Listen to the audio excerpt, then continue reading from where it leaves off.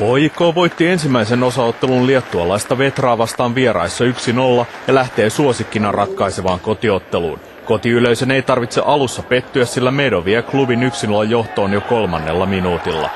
Maalintekijä Medo on maalinsa jälkeen hyvin esillä myös puolustuspäässä. Tässä pysähtyy Vetran hyökkäys hyvin ajoitettuun taklaukseen.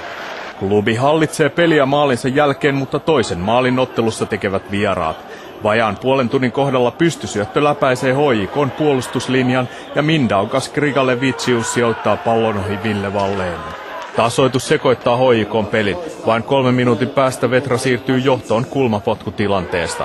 Takatolpalle juossut Algis Jankauskas laukoo vapaasti maalin, joka vie Vetran 2-1 johtoasemassa tauolle. 2-1 tuloksella Vetra etenisi vierasmaalisäännön turvin jatkoon, joten klubin pitää tehdä toisella puolella maali kääntääkseen tilanteen edukseen. Kotijoukkueen hyökkäykset tyssäävät kuitenkin alkuunsa sooloiluun tai heikkoihin maalintekoyrityksiin. Klubin parhaimmat hyökkäykset syntyvät laituri Sebastian Sorsan puolelta. Vetran puolustus tosin purkaa keskitykset kerta toisensa jälkeen. Ottelun ratkaisu tulee 10 minuuttia ennen varsinaisen peliajan täyttymistä. Vetra puhkoo hyökkäykseen panostaneen HJK:n puolustuksen ja Jevgeni Moros tekee 3-1 johto-osuman. Klubin pitäisi tämän jälkeen tehdä 2 maalia. Se ei tänään onnistu näin heikolla esityksellä.